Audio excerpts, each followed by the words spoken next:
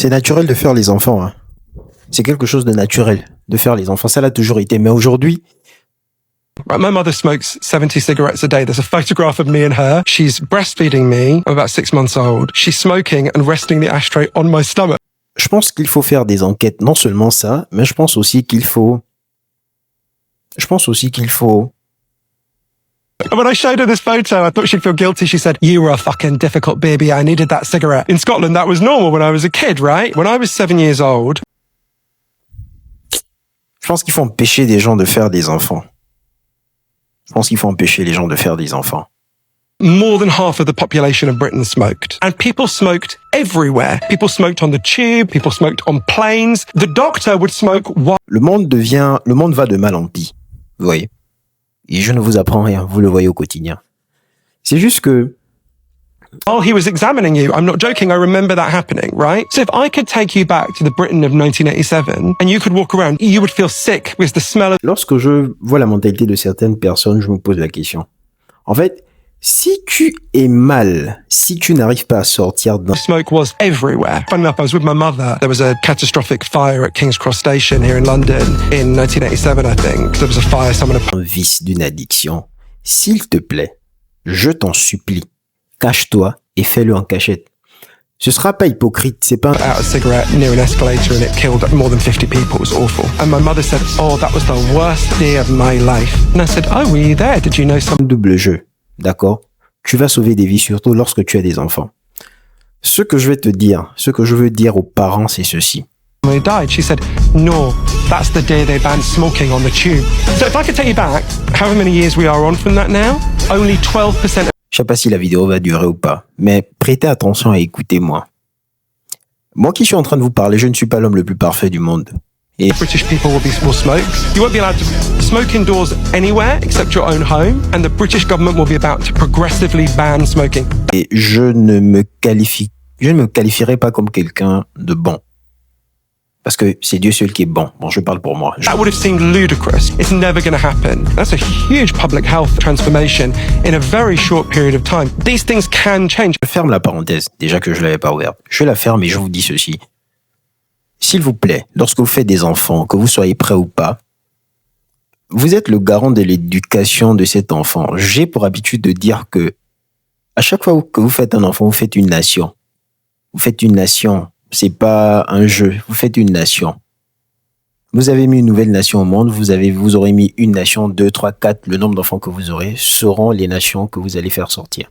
S'il vous plaît, je vous en prie, faites de sorte que on puisse au moins repêcher le minimum. D'accord? Oh, la batterie s'affaiblit là. La batterie est en train de se décharger. Après, j'ai essayé de charger. Bref. Ouais, je disais, s'il vous plaît, en tant que parent, je vous en prie, faites l'effort de cacher vos vices. Je vous prends un exemple simple. Tous les jours que Dieu fait, du lundi au vendredi, il y a cours, il y a école. Et lorsque je vois les parents rentrer de l'école avec leurs enfants, vous savez ce que je vois? Je vois des parents en train de fumer avec les enfants à côté. Non seulement ça, je vois aussi des parents, des femmes qui viennent à peine d'accoucher, allaiter leurs enfants tout en fumant. Je n'arrive pas à comprendre ça. Vous faites ça comment? Pourquoi lorsque vous allez prendre des décisions importantes de votre vie, il y a des comportements que vous ne pouvez pas laisser? Je ne suis pas en train de vous regarder de haut, hein, mais je suis sérieux. Il y a des choses qu'il faut complètement proscrire et bannir, surtout, c'est-à-dire, je n'ai pas envie de genrer ça, mais je suis obligé de genrer. L'enfant a pour repère le père et a pour éducation la mère. Le père renforce l'éducation de l'enfant par rapport aux règles qu'il met dans la maison et la maman met ces règles-là, les transmet juste à l'enfant parce que la maman, c'est la première éducatrice de l'enfant. Le papa peut se cacher et il fume, il n'y a pas de problème. Et même si c'est mauvais, au moins il se cache.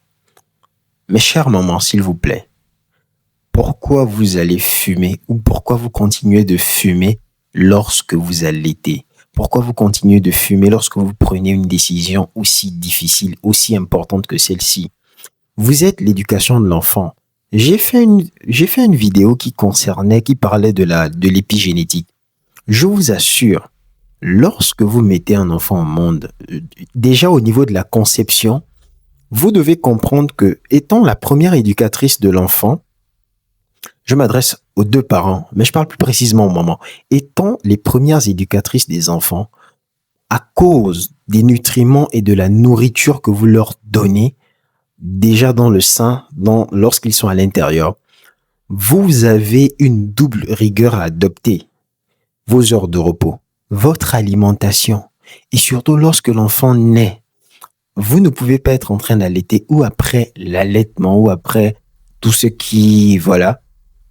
Vous ne pouvez pas continuer d'avoir ce genre de pratique. L'alcool et la boisson. Et ça, c'est juste une vidéo explicative. C'est juste c'est juste un extrait. Il y a beaucoup d'autres extraits. Il y a beaucoup de documentaires qui en parlent. Pourquoi vous faites ça? Pourquoi vous faites ça? Vous faites mal à votre propre sang. Est-ce que vous vous en rendez compte? Est-ce que vous en rendez compte? Je suis en train d'attirer votre attention. Je suis en train d'attirer votre attention. J'ai vu des mamans allaiter et faire une pause, aller fumer et revenir allaiter. Ce que vous ne savez pas, chère maman, c'est que lorsque vous allaitez, c'est le seul aliment, si je peux le dire ainsi, que l'enfant peut prendre. Le sein que l'enfant prend, le lait qui passe de votre sein pour aller dans l'organisme de l'enfant, dans ce lait-là, il y a le sang. Et dans le sang, il y a des transmissions.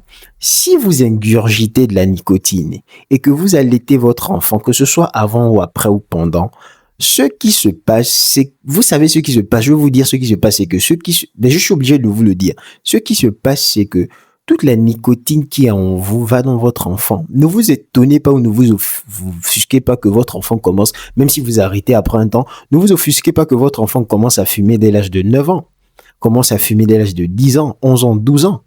Et vous n'allez pas grandir cet enfant, même s'il ne vous voit pas faire.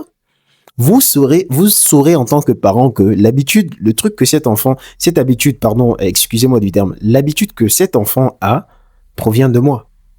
Et même s'il ne le sait pas, maintenant, tôt ou tard, il finira par le savoir. Vous êtes responsable de ce que vous faites. Vous êtes responsable de ce que vous faites, de façon directe comme de façon indirecte. Je ne sais pas si cette vidéo avait lieu d'être, mais je pense quand même que cette vidéo a lieu d'être parce qu'il faut que les gens la regardent. Il faut que les gens la regardent pour réellement réaliser l'impact des actions qu'on pose. Je ne suis pas meilleur que vous, mais je sais quand même que pour certaines responsabilités, il y a des limites. Il y a des choses qu'on peut se permettre encore qu'elles sont mal, mais il y a la limite pour tout. Il y a la limite pour tout. Il y a la limite pour tout, surtout lorsqu'il s'agit de faire grandir d'autres êtres humains. C'est capital. C'est capital. Comment vous faites pour amener les enfants à la maison et pendant que vous rentrez avec les enfants, vous êtes en train de fumer? Et vous direz à l'enfant, qu'est-ce que vous allez dire à l'enfant? Fumer, c'est pas bon. Vous direz à l'enfant, ouais, fumer, c'est pas bon, mais qu'est-ce que je peux bien y faire? Et après aussi, l'enfant dira, fumer, c'est pas bon, mais qu'est-ce que je peux bien y faire? Il s'agit pas seulement de fumer, hein. Il s'agit de l'alcool, il s'agit pas seulement des substances là, il s'agit d'autres choses. Il y a des comportements que vous devez arrêter avant d'opter pour fonder une famille. Avant d'opter pour fonder une famille, il y a des comportements que vous devez adopter. Ça doit être votre style de vie. Voilà pourquoi, pour ceux qui se préparent à fonder une famille, le travail commence maintenant. Parce que le seul moyen de déjouer des comportements qui sont inscrits dans la génétique, c'est l'habitude. Et ça ne se passe même pas à une génération. Ça se passe à 2, 3, 4, pas 2, 3, 4, 5 générations que les premiers changements commencent à arriver. Positifs, bien sûr. Mais si vous ne les laissez pas, si vous ne les laissez pas, vous pensez qu'ils vont changer? Non. Vous êtes en train de donner un double, triple travail à ceux qui sont en train d'arriver parce qu'ils vont devoir défaire et reconstruire tout le sale boulot que vous avez fait. Je sais que c'est dur d'être parent. Je sais que c'est dur d'être un être humain. Mais je pense aussi qu'on peut éloigner les autres, c'est-à-dire qu'on peut sauver, hein, qu'on peut sauver les autres. Il faut les sauver.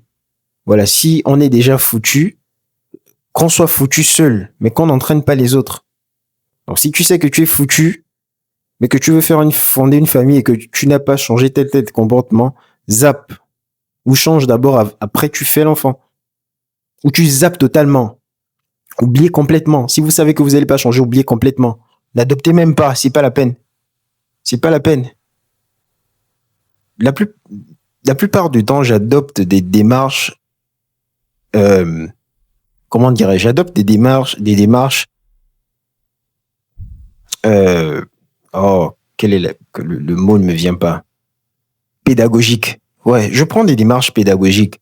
J'ai plus un ton calme. Mais là, c'est trop. Là, c'est trop. C'est exagéré. C'est quelque chose que j'avais sur le cœur. Je me suis toujours posé la question de savoir. Bon, chacun aura ses raisons. Ok, chacun aura ses raisons. Chacun aura à dire, je fais ça parce que, voilà, pour faire passer. Mais quand vous finissez de faire ça, quand vous avez terminé, est-ce que les problèmes s'en vont? Est-ce que les soucis s'en vont? N'y a-t-il pas un autre moyen d'y remédier? Il y a pas un autre moyen que vous pouvez utiliser pour faire passer la chose? Est-ce le moyen le plus facile? C'est vous qui voyez. Mais s'il vous plaît, épargnez la vie de vos enfants. Épargnez la vie de vos enfants. Aime ton prochain comme toi-même, c'est ça. Si je désire avoir une progéniture, ça veut dire que je désire, c'est-à-dire je veux aimer, je veux transmettre. C'est ce que je veux transmettre. C'est ce que je vais transmettre. Parce que l'amour, c'est dans le donner. Et si je participe au don, si je participe au don de la vie, je transmets des nutriments parce que dans la période de gestation et tout le reste, il y a ça. Mais après ça, c'est ce que je vais transmettre comme action, comme comportement. Parce que n'oubliez pas, les enfants, ils observent. Vous ne direz pas à un enfant qui est en âge de croissance, ne fais pas ça, il ne va pas faire. Il ne comprendra que par la réaction, par la conséquence. C'est une prise de courant, il s'approche, vous dites non, il pensera que c'est un jeu, il veut découvrir, c'est naturel pour lui, c'est normal. Sa cognition fonctionne comme ça à ce niveau. Si la prise ne l'électrocute pas, il ne rebrousse pas chemin. Donc, de la même façon que ça se passe avec une prise de courant, imaginez un peu les enfants qui voient fumer. Vous pensez qu'ils vont voir ça? Vous savez quel impact ça a sur eux? C'est-à-dire, lorsqu'ils sont à l'extérieur, ils vont sentir la cigarette. Ils seront attirés par la nicotine. Ils seront attirés par d'autres substances que vous allez consommer lors de votre gestation. Même si vous le leur cachez. La vérité prend les escaliers. Et même si vous cachez, elle finira par se savoir. Donc, soit vous changez, soit vous faites rien. Vous faites pas d'enfant. Je ne suis pas un donneur de leçons. Mais j'estime quand même qu'il faut... En fait, il y a la limite pour certaines choses. Il y a des engagements qui valent le coup de stopper beaucoup d'autres choses. C'est un choix. C'est un choix de faire des enfants. C'est un choix de faire des enfants. C'est un choix de faire des enfants. Et lorsque vous... C'est la même chose que vous faites lorsque vous faites des projets. Comment vos projets sont plus importants que transmettre des valeurs à une génération qui viendra après vous. Surtout lorsqu'elle va sortir, lorsqu'elle sort de vous.